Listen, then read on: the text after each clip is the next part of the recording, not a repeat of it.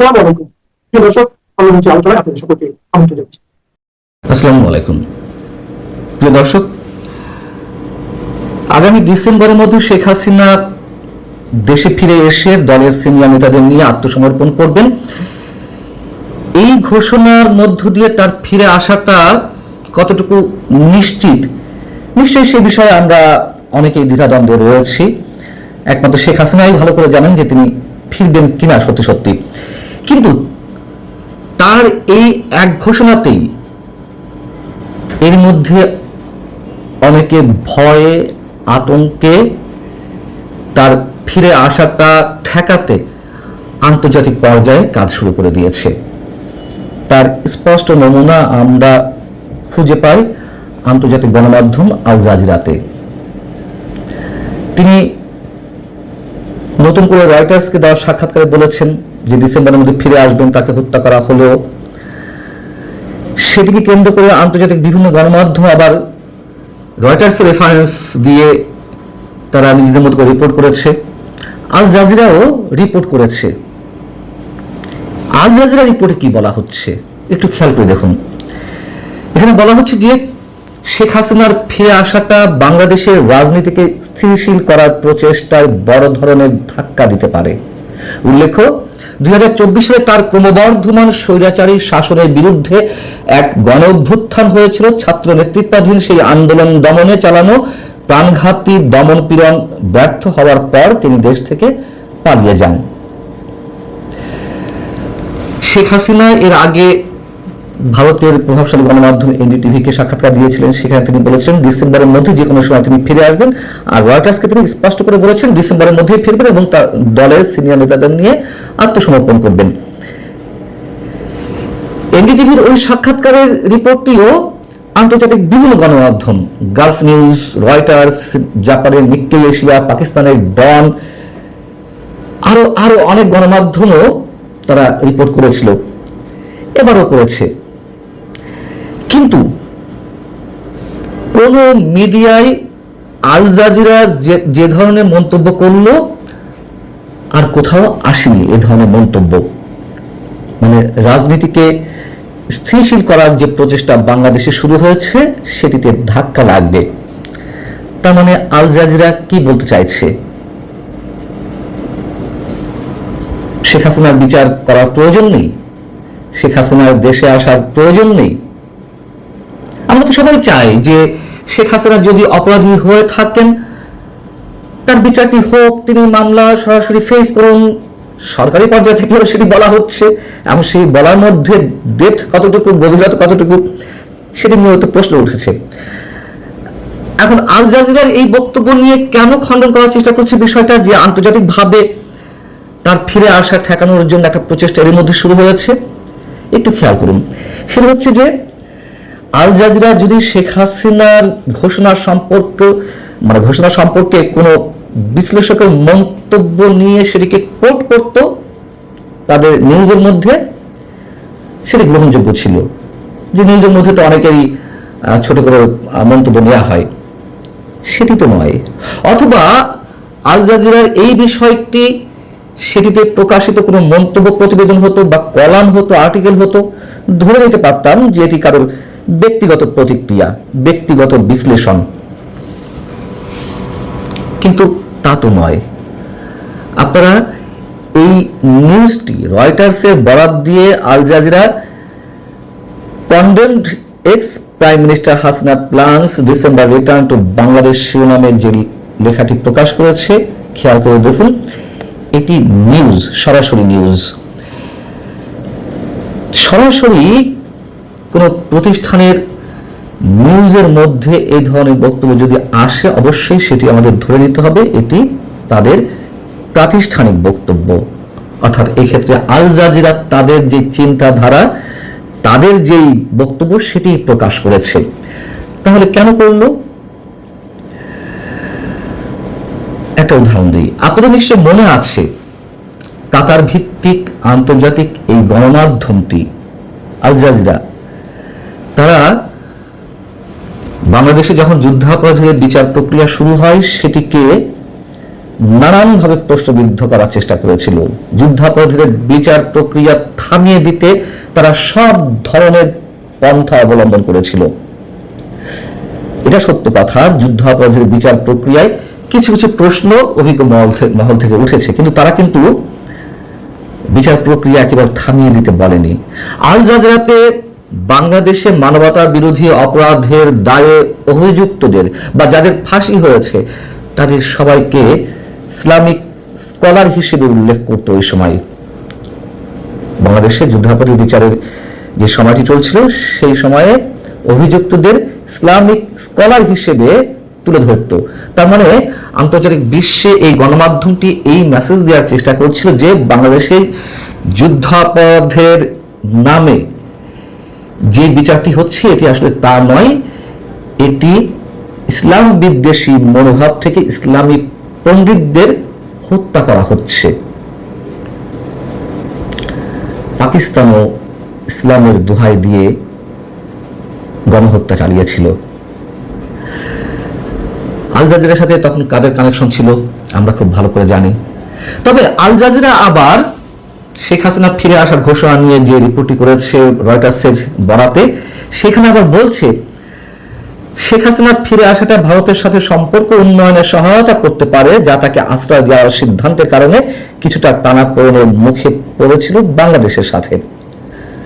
একথাও স্বীকার করছে যে একাধিক মেয়াদে শেখ হাসিনার 20 বছরের শাসনকাল, একাধিক মেয়াদের আসলে তো 15.5 বছর ছিল, যাও বলা হচ্ছে যে একাধিক মেয়াদে শেখ হাসিনার 20 বছরের শাসনকাল বাংলাদেশের অর্থনীতিতে আমূল পরিবর্তন এনেছে। এর ফলে লাখ লাখ মানুষ দারিদ্র সীমা থেকে বেরিয়ে এসেছে এবং দেশটি তৈরি পোশাক রপ্তানিতে বিশ্ব দরবারে এক শক্তিশালী অবস্থানে উন্নীত হয়েছে। অবকাঠামো ও উন্নয়নের ক্ষেত্রে তার যুগান্তকারী অর্জনগুলো একনায়কতন্ত্রের দিকে দ্রুত ধাবিত হওয়া, রাজনৈতিক ভিন্ন মতকে পরিকল্পিতভাবে দমন এবং কারচুপির নির্বাচনের মতো বিষয়গুলোর আড়ালে ঢাকা পড়ে গেছে। একথা সত্য, শেখ হাসিনার 15.5 বছরের শাসন আমলে বাংলাদেশের যে অভূতপূর্ব উন্নয়ন ঘটেছে তার অনেক কিছুই ওই সরকারেরই নানান ধরনের বিতর্কিত কর্মকাণ্ড, নানান ধরনের অপকর্মের কারণে তার অনেক কিছুই ম্লান হয়ে গিয়েছিল আমাদের অনেকের কাছেই, সত্য কথা। আল জাজিরা আবার তার রিপোর্টে সরকারের বক্তব্য, বাংলাদেশ সরকারের একটি বক্তব্য তুলে ধরেছে আওয়ামী লীগের রাজনীতিকে কেন্দ্র করে। কয়েকদিন আগে আমাদের স্বরাষ্ট্রমন্ত্রী সালাউদ্দিন আহমেদ একটি অনুষ্ঠানে বললেন যে আওয়ামী লীগের রাজনৈতিক মৃত্যু হয়েছে, তার দাফন হয়েছে দিল্লিতে, সেটি এখানে তুলে ধরা হয়েছে। তো যদি দাফন হয়েই থাকে, আল জাজিরার মতন প্রতিষ্ঠান কেন শেখ হাসিনার ফেরা ঠেকাতে তারা উপযাজক হয়ে এই ধরনের মন্তব্য করছে যে তিনি ফিরলে বাংলাদেশের রাজনীতি উত্তপ্ত হয়ে পড়বে? এখানে বলা হচ্ছে যে বাংলাদেশ সরকার পক্ষ থেকে শেখ হাসিনাকে ফিরিয়ে আনতে বারবার ভারত সরকারের কাছে দাবি জানানো হয়েছে, ভারত সরকার তা প্রত্যাখ্যান করেছে। তো ভারত সরকার প্রত্যাখ্যান করেছে বা মৌনে রয়েছে, এটিও সত্য কথা, কিন্তু শেখ হাসিনা তো ফিরতে চাইছেন। তো শেখ হাসিনা যদি ফিরতে চান আর সরকারও যদি নিজ থেকে ভারত সরকারের কাছে বারবার তাকে ফেরত চেয়ে থাকে, তাহলে আল জাজিরাকে তার ফেরা ঠেকাতে কেন শুরুতে এই ধরনের মন্তব্য করছে? বাস্তবতা হচ্ছে যুদ্ধাপরাধী বিচারের যে এক্সাম্পলটি আপনাদের সামনে তুলে ধরলাম আল জাজিরার ক্ষেত্রে, সেটিকে কেন্দ্র করে আমরা জানি যে আন্তর্জাতিক এই গণমাধ্যমটির সাথে বাংলাদেশে জামায়াতে ইসলামের একটি ঘনিষ্ঠ যোগাযোগ রয়েছে বা তার লবিস্ট হিসেবে আল জাজিরাকে ব্যবহার করেছে। ঠিক এখনো আল জাজিরা সেই কাজটি করছে জামাত বা এনসিপির পক্ষ হয়ে, এটি আমার ধারণা। এবং এ কথাও তো সত্য, আমি শুরু থেকে বলে আসছি যে শেখ হাসিনা ফেরত আসুন এটি ইউনূস সরকার চায়নি, এনসিপি এখনো চায় না, জামাত চায় না, সম্ভবত সরকারও, বিএনপি সরকারও চায় না।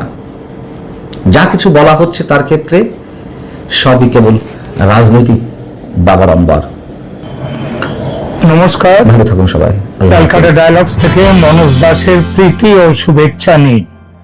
2026 সালের বিধানসভা নির্বাচন পশ্চিমবঙ্গের রাজনৈতিক মানচিত্রকে যাকে বলে একেবারে তছনছ করে দিয়েছে। তৃণমূল কংগ্রেসের পতন ঘটেছে আর ক্ষমতা দখল করেছে ভারতীয় জনতা পার্টি। কিন্তু এখানেই শেষ নয়, রাজপাট থেকে তৃণমূল কংগ্রেসের বিদায়েই শেষ হয়নি রাজনীতি।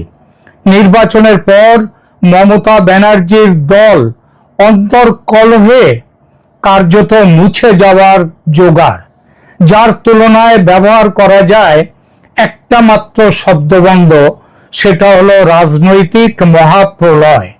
আর এই রাজনৈতিক মহাপ্রলয়ের পর পর্দার আড়ালে শুরু হয়েছে এক নতুন খেলা। পশ্চিমবঙ্গের 30% মুসলিম ভোট ব্যাংক, যা এতদিন তৃণমূলের শক্তির প্রধানতম উৎস ছিল, তা এখন কোন দিকে যাবে? কোন রাজনৈতিক দলের ছত্রছায়ায় আশ্রয় নেবে তারা? যখন রাজ্যের মুসলমানরা প্রায় দিশেহারা অবস্থায়, ঠিক এই সময়ই ভেসে আসছে এক চাঞ্চল্যকর খবর। খবরটি হলো কলকাতার বাংলাদেশ হাই কমিশনের ব্যবস্থাপনায় দুজন ব্যক্তি, যারা আদতে বাংলাদেশের জামায়াতে ইসলামের সঙ্গে যুক্ত, তাদের তাত্ত্বিক নেতা, তারা এসেছেন কলকাতায় অত্যন্ত সংগোপনে। বৈঠক করেছেন বামফ্রন্টের নয়, সিপিএম এর দুই শীর্ষ নেতার সঙ্গে। কি কথা হলো সেই বৈঠকে? বাম আইএসএফ আর ওপার বাংলার ইসলামী শক্তি কি হাত মেলাচ্ছে বাংলায় বিজেপির রথ থামাতে, বিজেপিকে চ্যালেঞ্জ ছুড়ে দিতে? আজ আমরা করব এই খবরের কাটা ছেঁড়া। স্কিপ না করে পুরো ভিডিওটি দেখুন, কারণ এটা একটি ভয়ঙ্কর খবর দিচ্ছে। আজ অনেক গোপন তথ্য আপনাদের সামনে নিয়ে আসব। প্রিয় দর্শক, গত এক দশক ধরে পশ্চিমবঙ্গের রাজনীতিতে একটা কথাই প্রচলিত ছিল, সংখ্যালঘু ভোট যার, আরো বাংলা করে বলি, মুসলমান ভোট যার, নবান্ন দখলে তার। মমতা ব্যানার্জির তৃণমূল কংগ্রেস এই সমীকরণকে ঢাল বানিয়ে রাজত্ব করেছে গত 15 বছর। কিন্তু 2026-এর নির্বাচনে সেই দুর্গে ফাটল ধরেছে। একটা অংশের মুসলিম ভোটার, বিশেষ করে যুব সমাজ, তারা উন্নয়ন আর চাকরির স্বার্থে বিজেপির দিকে ঝুঁকেছে। এদের সঙ্গে আছে মুসলিম মহিলারাও, তাদেরও একটা অংশ। এই খবরটা আদৌ মিথ্যে নয়, আমি আমার ব্যক্তিগত অভিজ্ঞতা দিয়ে বলছি এই কথাটি। কিন্তু তাদের সংখ্যা যে আদৌ বেশি নয় এটাও সত্যি। বিজেপির বিপুল জয়, 2/3 জয়ের বড় কারণ হলো হিন্দু ভোটের মেরুকরণ। মুসলিম ভোটে চিরকালই মেরুকরণ ছিল, কিন্তু রাজ্যে হিন্দু ভোটের মেরুকরণ এই প্রথম। আর এটাই মুসলিম সমাজের, মুসলিম সম্প্রদায়ের দুশ্চিন্তার কারণ হয়েছে। যে যাই বলুক, যতই সম্প্রীতির গান গাওয়া হোক, মুসলিম মানসিকতায় হিন্দু বিদ্বেষ স্থায়ী আসন নিয়েছে, বিশেষত ভারতে, এবং ভারতের বাইরে নয় পশ্চিমবঙ্গ, তাই পশ্চিমবঙ্গেও এই হিন্দু বিদ্বেষ একটা আছেই। রাজনৈতিক দলগুলো ভোট ব্যাংকের স্বার্থে এই মানসিকতাকে তোষণ করে গেছে। সম্প্রীতির কথা লোক দেখানো, ওই একই বৃন্তে দুইটি কুসুম, এসব লোক দেখানো। আর এই কারণেই রাজ্যের মুসলিম সম্প্রদায় মমতার পতনের পর নতুন ছাতার সন্ধানে আছে। একটা ক্ষুদ্র অংশ তাদের স্থানীয়ভাবে ঝুঁকেছে হুমায়ুন কবিরের আম জনতা উন্নয়ন পার্টির দিকে। কিন্তু পুরো রাজ্যে ছাতা দেয়া সহজ নয়, সে যোগ্যতা এবং ক্ষমতা হুমায়ুন কবিরের নয়।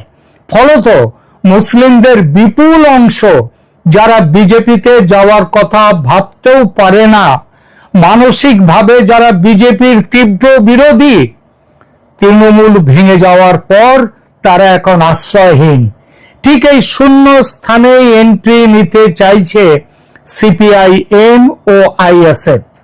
গত নির্বাচনে সিপিএম মাত্র 5% কম ভোট পেলেও রাজনৈতিক বিশ্লেষকদের একটা অংশ বলছেন তৃণমূলের অবর্তমানে সংখ্যালঘুদের কাছে এই মুহূর্তে সবচেয়ে গ্রহণযোগ্য বিকল্প হলো বামপন্থীরা, বিশেষ করে সিপিএম।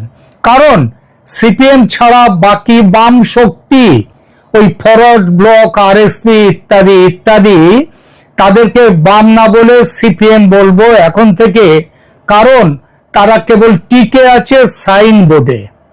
আর এই সুযোগটাই লুফে নিতে চাইছে ওপার বাংলার মৌলবাদী শক্তি। দেশে আওয়ামী লীগ নেই, যারা বাংলাদেশে ক্ষমতায় আছে এবং ক্ষমতার বাইরে সরকারে এবং বিরোধী দলে, তারা আসলে একই রাজনৈতিক মুদ্রার এপিঠ ওপিঠ।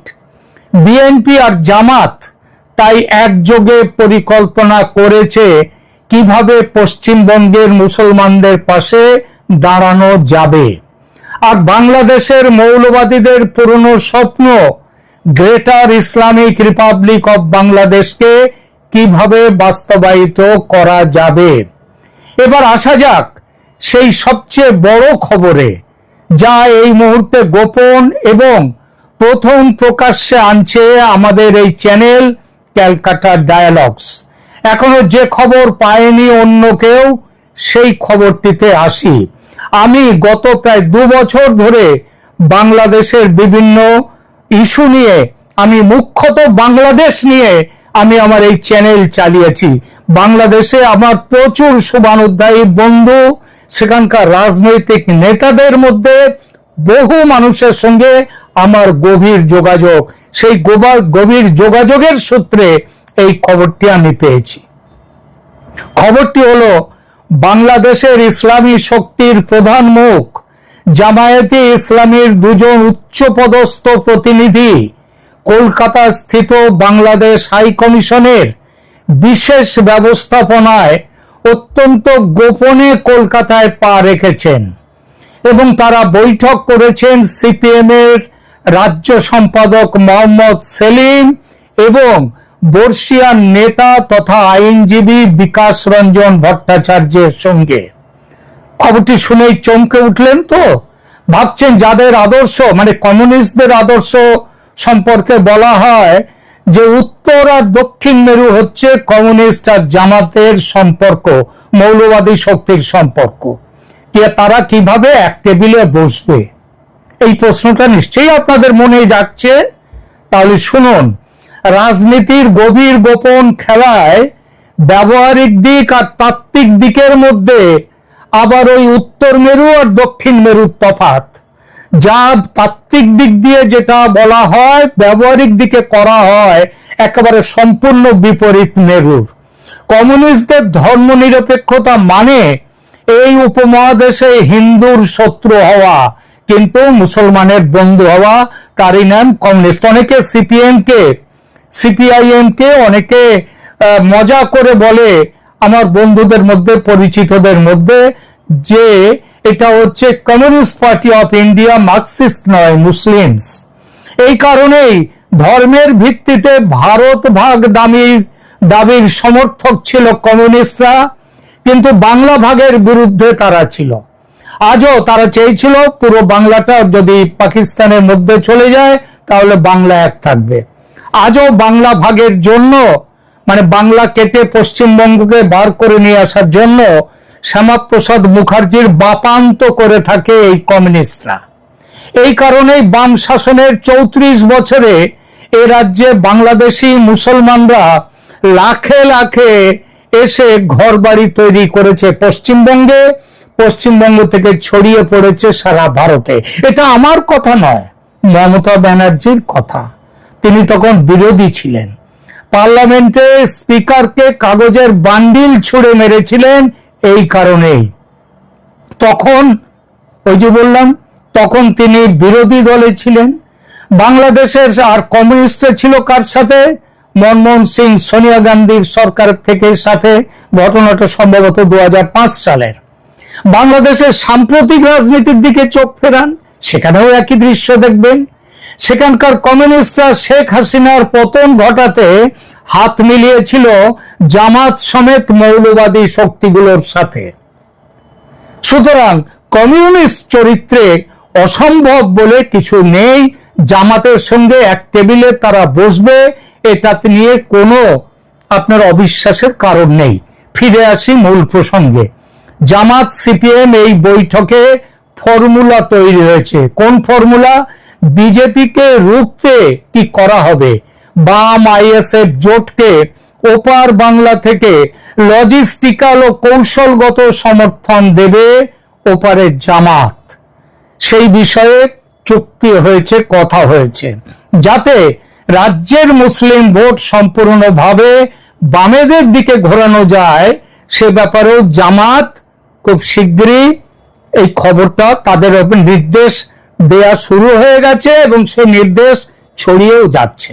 সত্যি বলতে কি, ঘটনাটা, এই খবরটা যখন শুনি তখন প্রথমে আমিও সন্দিহান ছিলাম খবরের সত্যতা নিয়ে, তাই ক্রস চেক শুরু করি। আমার অনুসন্ধানী সূত্র যখন এর গভীরে গেল তখন উঠে এলো কিছু চাঞ্চল্যকর তথ্য। এই পুরো জল্পনার কেন্দ্রে যার নাম সবচেয়ে বেশি হাইলাইট করা হচ্ছে তিনি হলেন বিকাশ রঞ্জন ভট্টাচার্য। মোহাম্মদ সেলিম দলের রাজ্য সম্পাদক। তার উপর তিনি ধর্মে মুসলমান এবং কমিউনিস্ট হলেও তিনি সেকুলার নন, তিনি সচ্চা মুসলমান। তিনি জামায়াতের বিশ্বাসভাজনও। কিন্তু সুজন চক্রবর্তী, বিমান বোস ইত্যাদি এরা না হয়ে কেন বিকাশ রঞ্জন? জামায়াত বা কট্টরপন্থী ইসলামী দলগুলোর কাছে বিকাশ বাবুর একটা আলাদা গ্রহণযোগ্যতা তৈরি হয়েছে। তিনি তাদের কাছে একটি প্রিয় এবং চর্চিত নাম। কেন? এর উত্তর লুকিয়ে আছে অতীতে। বিকাশ বাবু কলকাতার মেয়র ছিলেন, সিপিএম কংগ্রেস জোটের মিলিত প্রার্থী হয়ে রাজ্যসভার সাংসদ ছিলেন এই কদিন আগেও, এই এপ্রিল মাসেও। তার নির্বাচনে ক্রস ভোটিং এর কথা উঠেছিল এবং তৃণমূলের বেশ কিছু ভোট চলে গিয়েছিল বিকাশ রঞ্জনের পক্ষে। অর্থাৎ কংগ্রেস সিপিএম বাম জোটের যত ভোট পাওয়ার ছিল তার থেকে বেশি ভোট পড়েছিল তার দিকে।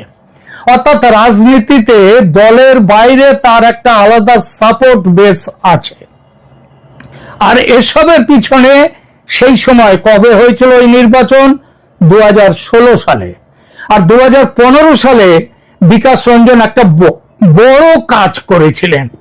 কলকাতার ধর্মতলায় একটি প্রকাশ্য গোমাংস ভক্ষণ অনুষ্ঠানে বা বিফ ফেস্টিভ্যালের আয়োজন করা হয়েছিল, যেখানে বিকাশ রঞ্জন ভট্টাচার্য অংশ নিয়েছিলেন এবং প্রদর্শনীর ব্যবস্থা করে সবার সামনে গোমাংস খেয়েছিলেন। জামাত কট্টরপন্থীরা মনে করে বিকাশ বাবু যত না হিন্দু তার চেয়ে তিনি বেশি মুসলমান। তিনি তাদের ধর্মীয় অধিকারের পক্ষে দাঁড়িয়েছিলেন। কেন? কারণ মোহাম্মদ সেলিম কিংবা কোনো মুসলিম নেতাকে নিয়ে কিংবা গোমাংসের সঙ্গে শূকরের মাংস মিশিয়ে আলাদা ধর্মনিরপেক্ষতার স্লোগানটাকে আরো বড় না করে শূকরকে বাদ দিয়ে, শুয়োর বাদ দিয়ে তিনি শুধু গরু খেয়েছিলেন। আর এই কারণেই জামাতের পছন্দের কারণ বিকাশ বাবু, কারণ শুয়োর আবার ইসলামের কাছে একটা ঘৃণিত প্রাণী। আর বিকাশ বাবুকে বাংলার বিজেপি বিরোধী লড়াইয়ের মুখ হিসেবে আজ যে জামাতের এত পছন্দ, তার কারণ তার পেছনে এসবের ভূমিকাও একটা বড়। বন্ধুরা, মুসলিম কমিউনিস্ট প্রেমের সমীকরণটা বুঝতে আমাদের একটু অতীতে ফিরতে হবে। 1977 কংগ্রেস বিরোধী রাজনীতির ফসল ঘরে তুলে রাজ্যে ক্ষমতা দখল করে সিপিএম সহ বাম শক্তিরা ক্ষমতা নেয়। সেটা নিরবিচ্ছিন্নভাবে চলে 30টা বছর।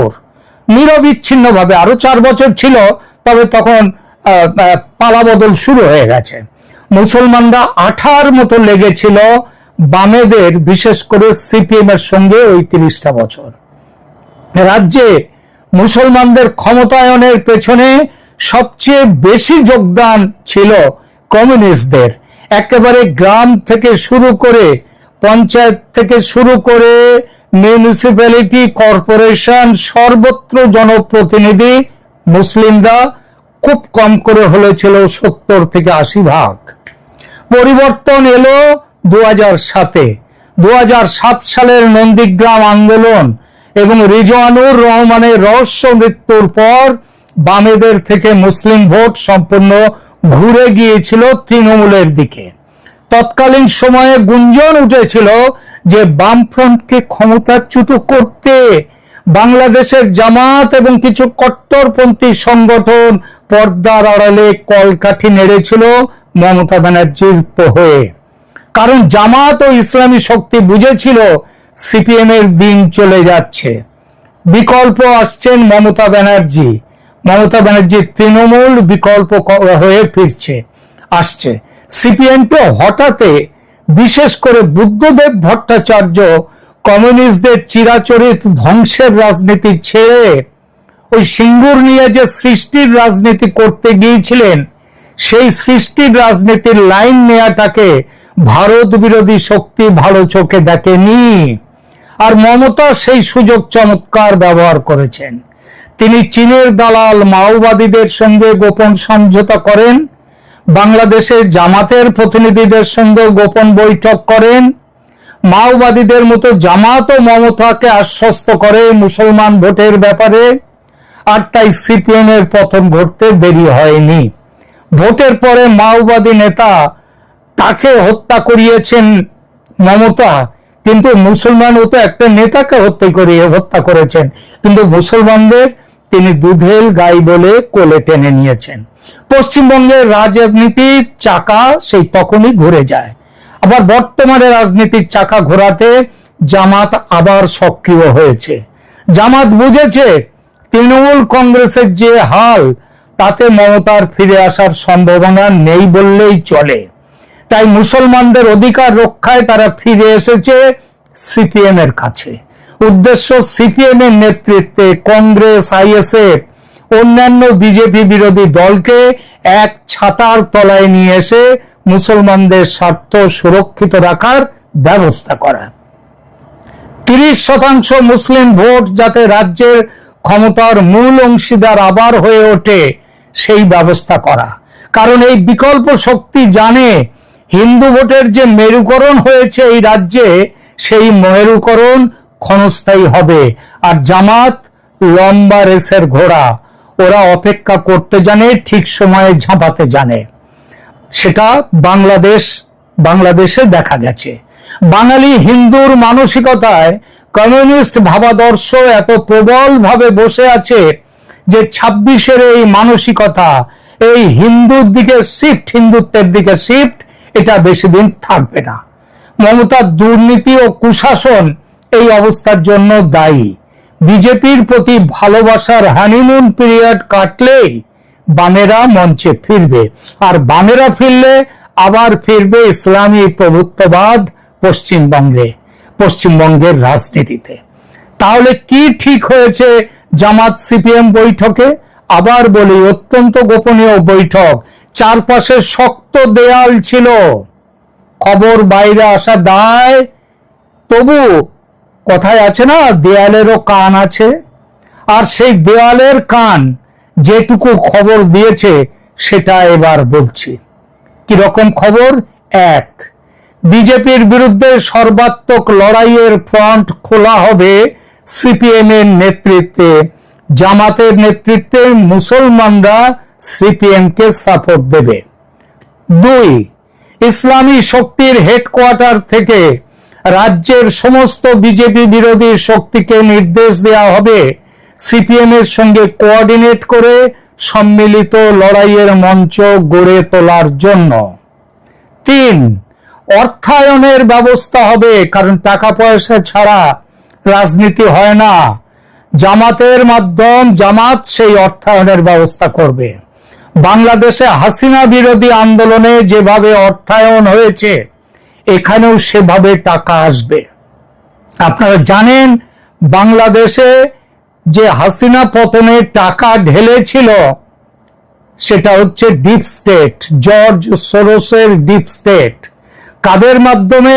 ওই জামাতের মাধ্যমে তারা ঢেলেছিল। এবং মনে রাখবেন, জামাত কিন্তু আমেরিকার চোখে তাদের পজিশন কিন্তু বিএনপির মতনই নয়, বিএনপির থেকেও ওপরে। সুতরাং এই টাকা আসবে ডিপ স্টেট, মানে আমেরিকা থেকে টাকা আসবে সিপিএম এর নেতৃত্বে মুসলমানদের একজোট করা, বিজেপি বিরোধী শক্তিকে এই রাজ্যে প্রতিষ্ঠিত করা। আলোচনা এবার শেষ করি। পশ্চিমবঙ্গের রাজনীতিতে মুসলিম ভোট ব্যাংক এখন এক চরম সন্ধিক্ষণে দাঁড়িয়ে। তৃণমূলের পতনের পর এই ভোট ব্যাংককে নিজেদের দিকে টানতে সিপিএম, আইএসএফ ইত্যাদিরা এদের জোট যেমন চেষ্টা করবে, তেমনি বিজেপিও চাইবে মুসলমানদের একটা অংশকে নিজেদের জাতীয়তাবাদী স্রোতে সামিল করতে। এবং সেই প্রক্রিয়া কিন্তু বিজেপি শুরুও করে দিয়েছে। কতটা সাফল্য আসবে সেটা ভবিষ্যৎ বলবে। জামাতের সাথে গোপন বৈঠকের এই খবরের সত্যতা নিয়ে কেউ সন্দেহ করতেই পারে, কিন্তু বাংলার মাটিতে বিজেপি বনাম বাম আইএসএফ এই লড়াই জামাতকে পেছনে রেখে আগামী দিনে আরো তীব্র হতে চলেছে, তাতে কোনো সন্দেহ নেই। আপনার কি মনে হয়, সিপিএম আর আইএসএফ এবং কংগ্রেস এবং বিজেপি বিরোধী সামগ্রিক রাজনৈতিক শক্তি, তারা কি পারবে তৃণমূলের ফেলে যাওয়া শূন্যস্থান পূরণ করতে? তৃণমূল কি তাদের জায়গা ছাড়বে? বিকাশ রঞ্জন ভট্টাচার্য কি সত্যিই পারবেন বিজেপি বিরোধী লড়াইয়ে সেই লড়াইয়ের প্রধান মুখ হতে? আপনার মূল্যবান মতামত নিচে কমেন্ট করে জানান। ভিডিওটি ভালো লাগলে লাইক করুন, বন্ধুদের সাথে শেয়ার করুন, আর এই ধরনের অনুসন্ধানী রিপোর্টের জন্য আমাদের চ্যানেলটিকে, ক্যালকাটা ডায়ালগসকে এখনই সাবস্ক্রাইব করুন, পাশে থাকুন। দেখা হবে পরের ভিডিওতে। ধন্যবাদ।